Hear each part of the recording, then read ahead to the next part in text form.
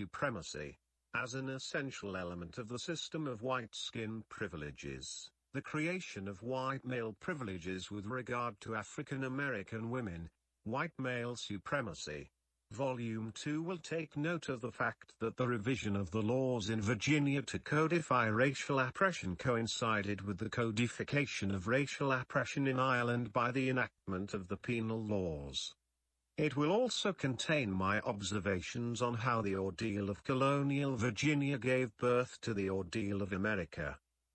Volume 1 Racial Oppression and Social Control 1 The anatomy of racial oppression. However one may choose to define the term racial, it concerns the historian only as it relates to a pattern of oppression, subordination, subjugation, exploitation, of one set of human beings by another.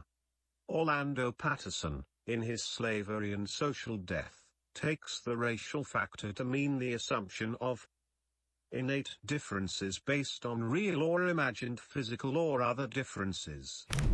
1 But, as I have pointed out in the introduction, such an assumption does not an oppressor make.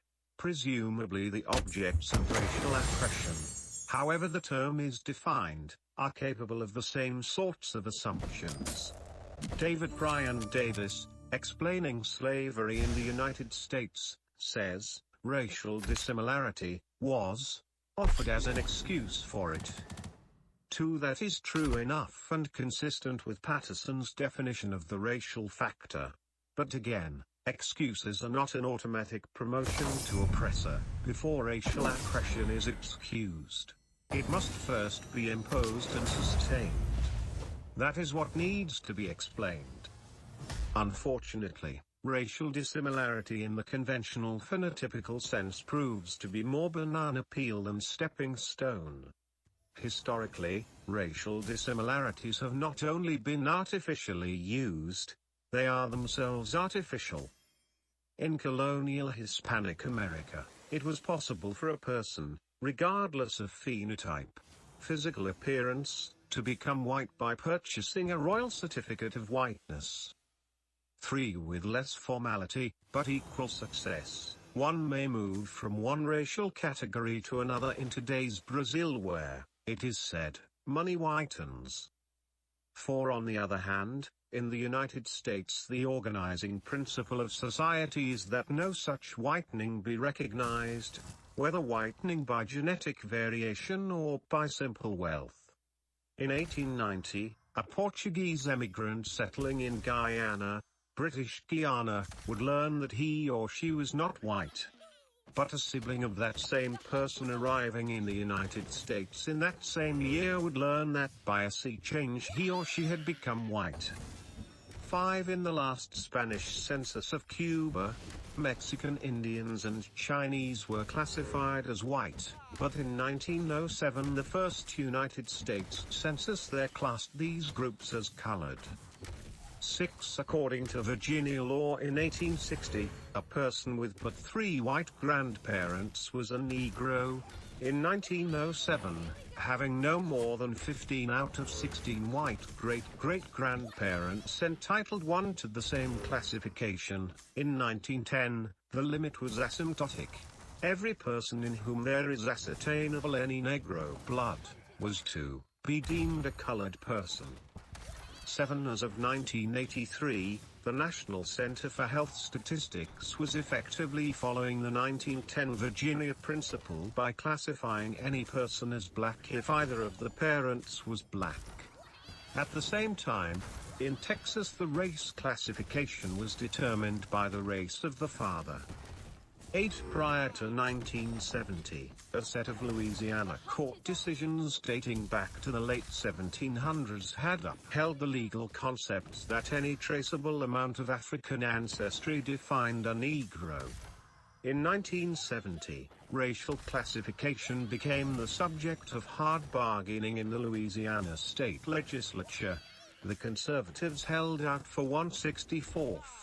But the more enlightened opposition forced a compromise at 1/32 as the requisite proportion of Negro forebears, a principle that was upheld by the state's Supreme Court in 1974. 9. By considering the notion of racial oppression in terms of the substantive, the operative element, namely oppression, it is possible to avoid the contradictions and howling absurdities that result from attempts to splice genetics and sociology. 10. By examining racial oppression as a particular system of oppression, like gender oppression or class oppression or national oppression, we find firmer footing for analyzing racial slavery in the invention and peculiar function of the white race, and for confronting the theory that racial oppression can be explained in terms of phenotype. The old ace in the whole of racist apologetics. This approach also preserves the basis for a consistent theory of the organic interconnection of racial, class, national, and gender oppression. 11. The Irish analogy to our conditioned minds. The attitude and behavior of Anglo-Americans toward African Americans and American Indians have the readily recognizable character of racial oppression. But when racial oppression is defined in terms of its operational principles, the exclusion of the Irish case is seen to be wholly arbitrary. The exclusion is especially deplorable when practiced by European American scholars, because it ignores a case where white consciousness on the part of the observer is least likely to affect the drawing of conclusions. I need to know they were white. 12. Cannot possibly serve to explain the attitude of the English toward the Irish. The history of English rule in Ireland, and of the Irish in America, presents instructive parallels and divergences for the understanding of race as a sociogenic rather than a phylogenic category, and of racial slavery as a system of social control. Historians add the analogy even as the 19th century imperialist scramble for Africa was unfolding, resonances of English abolitionism and Chartism, and of the Great Civil War and emancipation in America, still thrilled somewhere in the collective consciousness of historians toiling to interpret the past to the present. One such, the distinguished English historian and abolitionist Henry Hallam, 1777 to 1859, pointed out the racist affinity of the Spanish genocide of the Christian Moors and the English oppression of the Irish. 13. The preeminent Anglo-Irish historian William Edward Hartpole Lecky, 1838–1903, noted how the people of the English Pale in Ireland came to look upon the Irish as later colonists looked upon the Red Indians. 14. Or consider the remarkable insight of W.K. Sullivan, Irish historian and president of Queen's College, Cork, who analogized the social role of the non-gentry Protestants in Ireland and the poor whites in America. 15. Karl Marx applied the analogy in pursuit of the unity of working people of all countries. The ordinary English worker hates the Irish worker, and, in relation to the Irish worker, he feels himself a member of the ruling nation. His attitude is much the same as that of the poor whites to the niggers.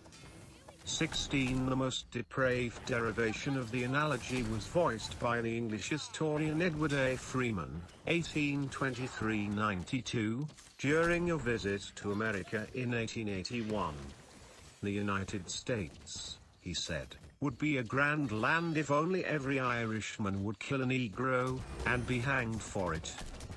17. World War II had an obvious effect on consciousness of the analogy among historians concerned with the problem of slavery and racism.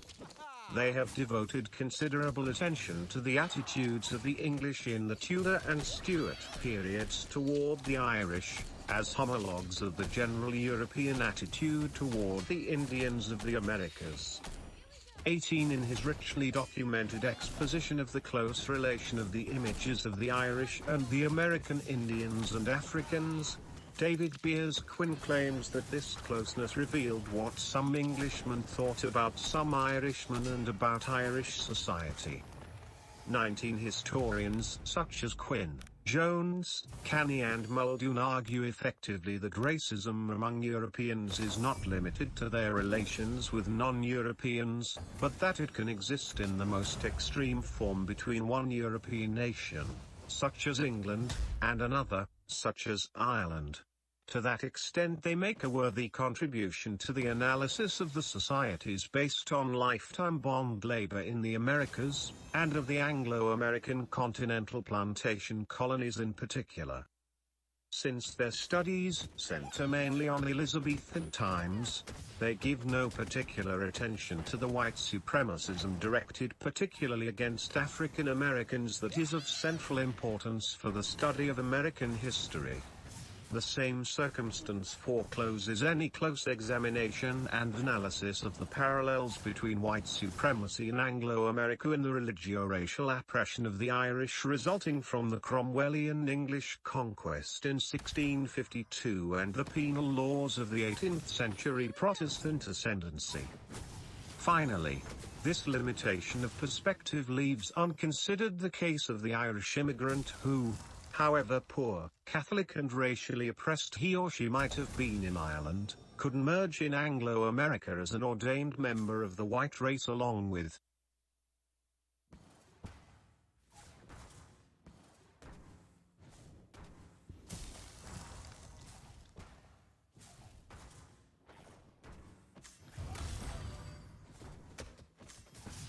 Anglo and other European Americans, with all the privileges, rights and immunities appertaining thereto.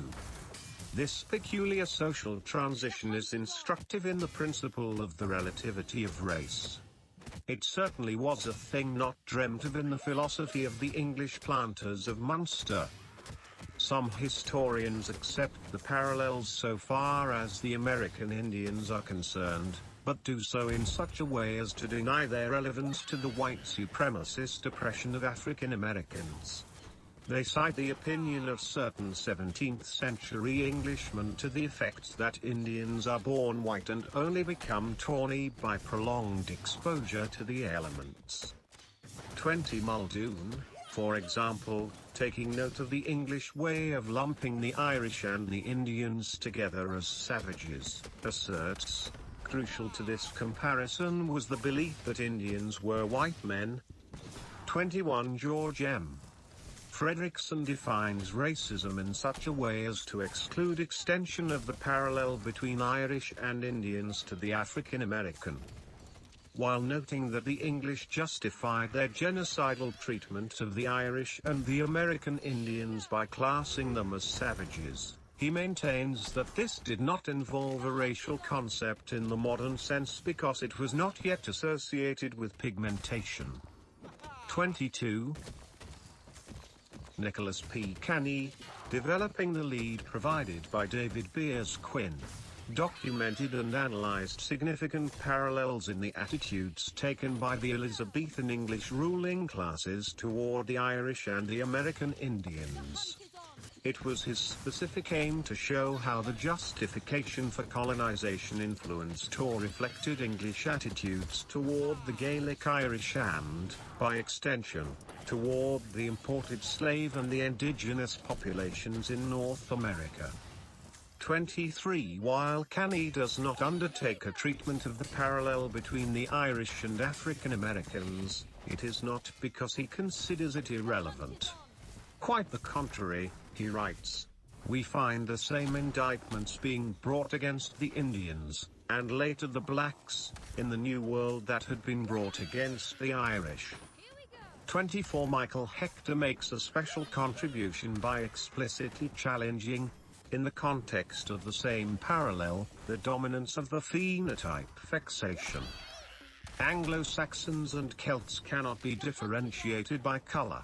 Despite this, however, racism came to flower in Ireland as well. I think that Americans have come to realize how this is possible by following the recent events in Northern Ireland. 25 The analogy is practice. The chronology of English colonial exploits being what it was, Professor Quinn found that the Irish became the standard of savage or outlandish. social behavior for interpreting African and American Indian societies. 26. In its sameness with respect to the Irish and to American Indians and African Americans. This ideology and practice was not concerned with phenotype, color, etc., but rather with the uncivilized ways of the victims. 27. Once categorized as uncivilized, they were regarded by the ruling class as doubtful prospects, at best, for admittance to the Christian establishment. Resistance to conquest and the ways of colonial exploitation was interpreted in terms of an incapacity for civilization, and this exclusion from Christian civilization served to excuse further oppression. 28. Walter de Verax, 1541–76, the first Earl of Essex, who unsuccessfully attempted to plant an English colony in Ulster in 1573, envisaged Ireland as England's Indies, and he predicted that the English government would soon be forced to restrict emigration to Ireland just as the Spanish imposed restraints for going to the Indies. 29. Another early English conquistador was Robert Dudley, 1532–88, first Earl of Leicester.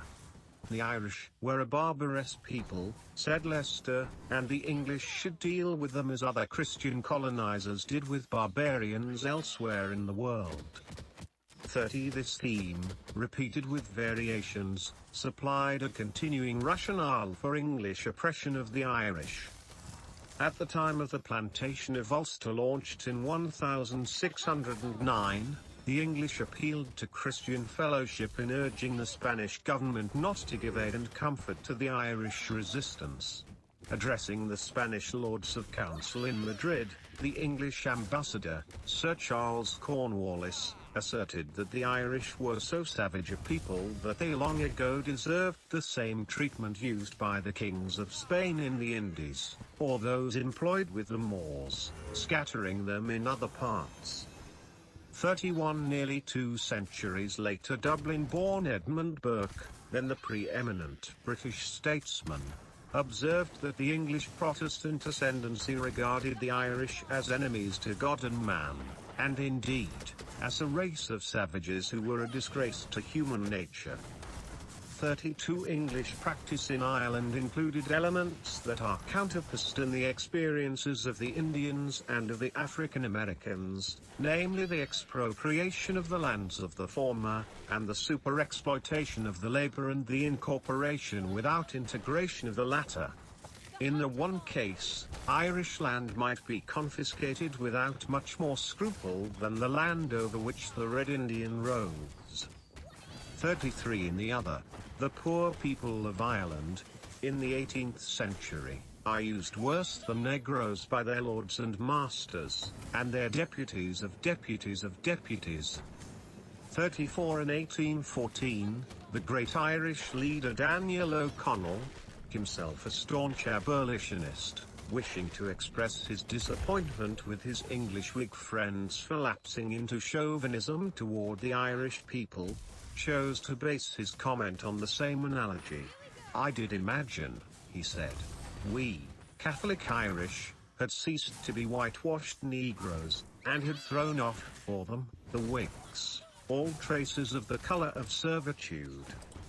35. The Whig Baron Henry Brougham, for all of his avowed abolitionism, found reason to protest in the House of Lords when Robert Tyler and then his father, United States President John Tyler of Virginia, spoke out in favor of repeal of the Union of Britain and Ireland.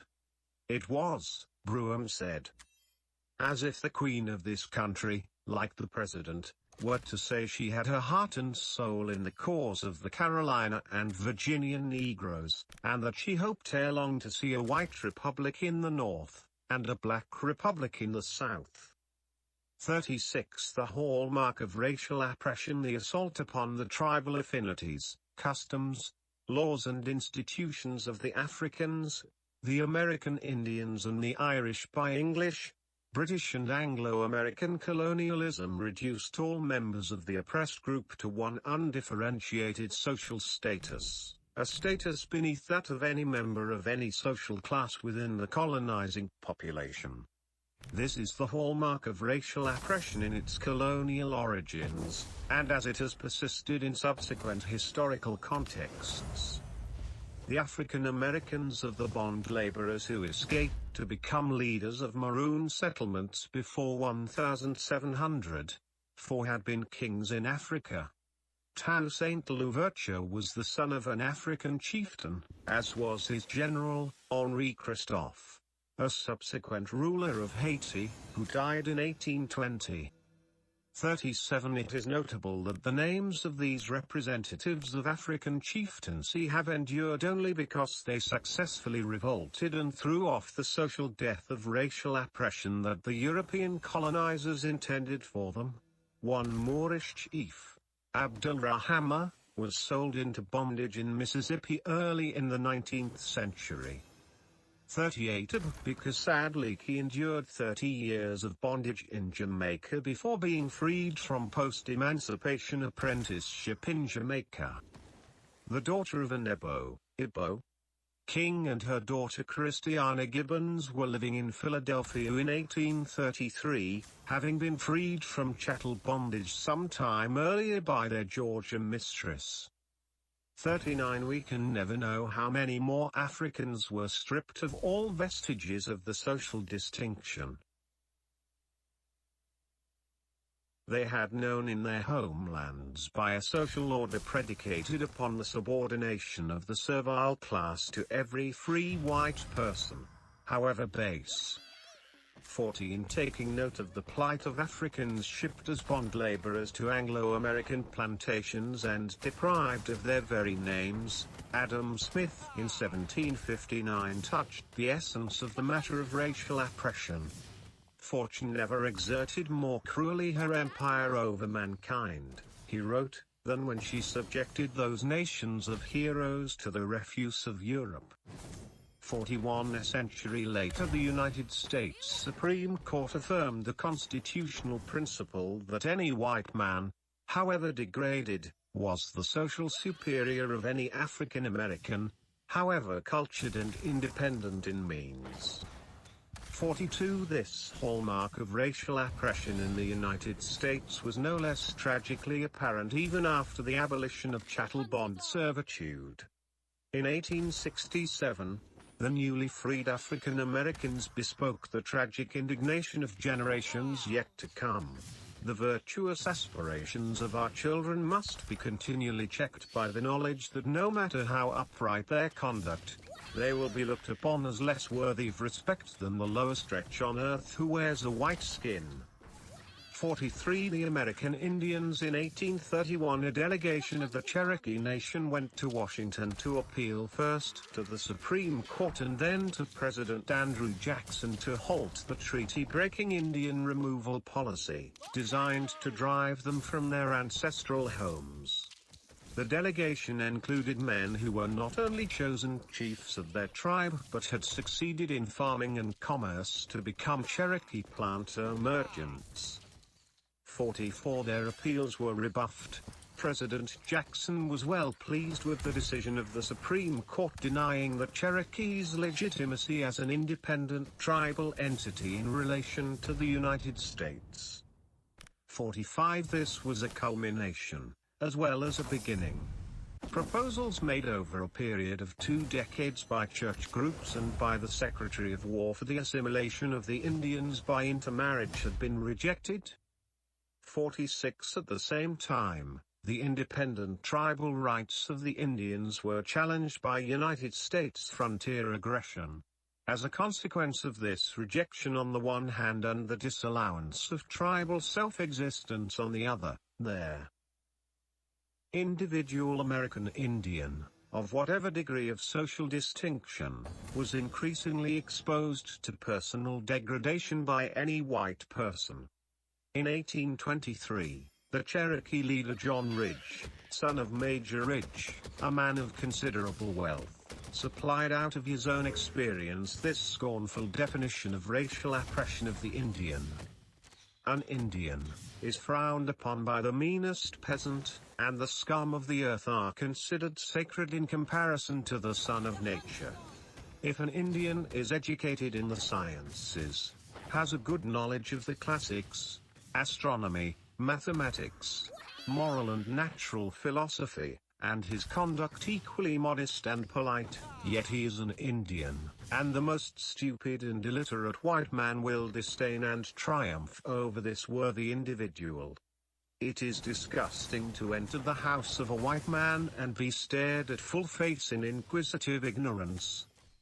47. The Irish from early in the 13th century until their power entered a 2.5 century eclipse in 1315, 48. The English dealt with the contradictions between English law and Irish tribal Brehon law by refusing to recognize the latter, at the same time denying the Irish admittance to the writs and rights of English law.